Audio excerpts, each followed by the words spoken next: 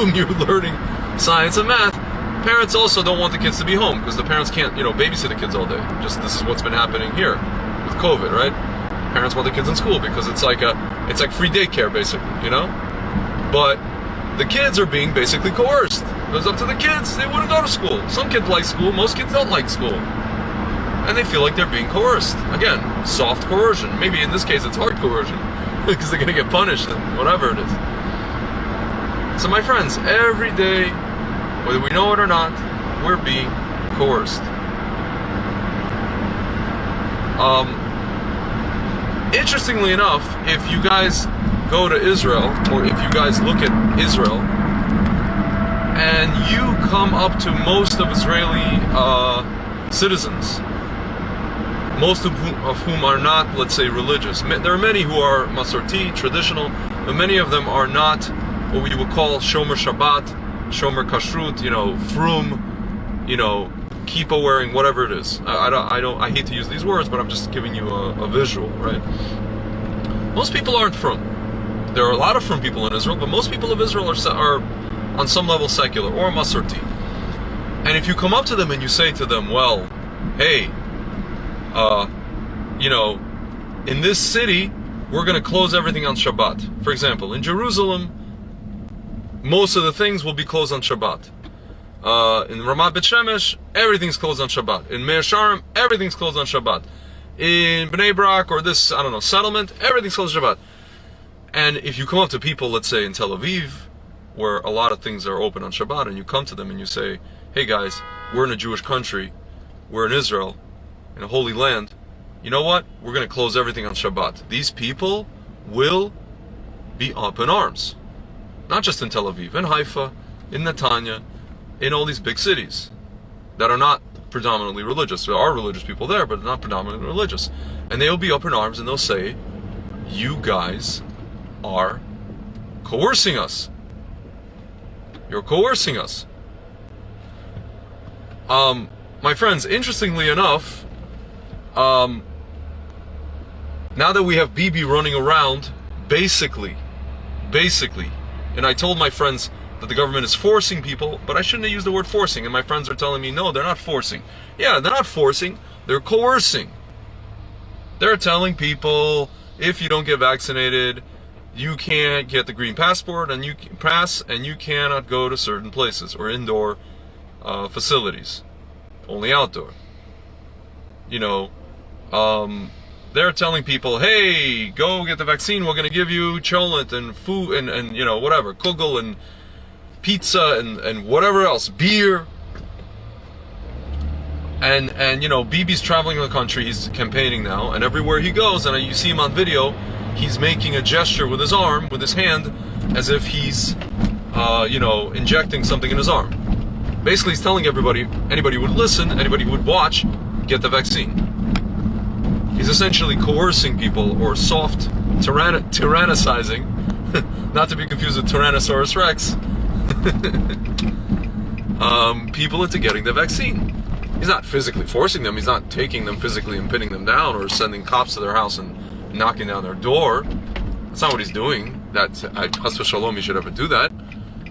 But, basically he's coercing people into doing it. And the thing is, when it comes to this thing, for some reason, people are really, open to it. They're open to and susceptible to coercion. Why? Because it's physicality. It's more or less something tangible that can be maybe measured. It's like we have a disease, you take a vaccine, and now that you take the vaccine, you don't have the disease, or you're not susceptible to the disease anymore. So we can measure that. Whereas opposed to, my friends, the spiritual aspect, meaning if people only knew, rather people don't know what it does to their neshama, what it does to their soul, as told by our sages through thousands of years, if you don't keep, kosher and Shabbat and all these other things and do mitzvot, for some reason, you force them to do that, they go crazy. They go crazy. The irony is that both things, the vaccine and Shabbat, or the vaccine and keeping mitzvot, cause your life to change, right? or cause some sort of like augmentation in your life. Taking the vaccine, not taking the vaccine. So for them, they want to take the vaccine, which is going to allow them to go to a restaurant or go to a, theater or go wherever, go here, go there. It's my friends, it's like really ironic. I find it funny. But if you tell people, I'm going to coerce you to do something that's going to help your soul, your spiritual life. Oh! What are you talking about? Theocracy! Iran! Like theocratic state! Rabbanut! This, that, what do you want to do here? My friends, and I'm just saying this as a person, who learns Torah, who's learned kind of the deeper aspects of the Torah. And I hate to sound like some of these rabbis. Hey guys, I apologize. So the battery died on me, but I'll just splice this for later. But the point is, if people only realized that if the government had as much fervor to coerce people spiritually, as opposed to what they're doing now, where they're coercing people to inject needles in their arms, Mashiach would come immediately. Guys, I'm not saying this as like a fanciful thing to say, or something that I'm pulling out of you-know-where.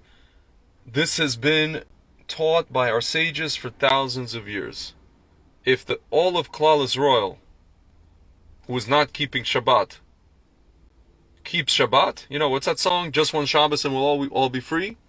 I think they said if we all keep Shabbat for 2 Shabbats in a row, it's a cute thing that you hear in yeshiva and from some of these kiruv rabbis, but it's not just cute. It's actually the truth. If we all kept Shabbat for 2 Shabbats in a row, Mashiach would come. So my friends, what I find interesting, really interesting, is that Bibi's running around and he, as I mentioned in other videos, he has essentially turned this vaccine into more than a vaccine. He's turned it into an avodah zarah. How do we know that? Because people are just, clamoring for it. They're going crazy. They're ostracizing anyone who isn't clamoring for it, anyone who doesn't want to take it. They're accusing people of spreading, like fake news and lies and all these kind of things. And it's scary. And if you guys look back at history, this is something that happened with the avodah zarah, with the idol worship of antiquity. All these kings, all these great kings of Israel, of the Jewish people, or Judah, of Israel, who were, at one point successful in their reign, and then at some point they just went into avodah, set up these idols, and went into avodah zarah. Even King Solomon, who at the end, invited avodah zarah into the nation via some of the women that he was with, from foreign nations. And it's always the downfall of great kings. And if you guys look at today, again, I mentioned this in another video. You look today at Netanyahu. By and large, if you guys look at the last 12 years of his reign, so to speak, he's been great. He's been fantastic for let's say, for generally speaking, for the economy, especially foreign policy. I would say foreign policy has been his crowning achievement. I would say that.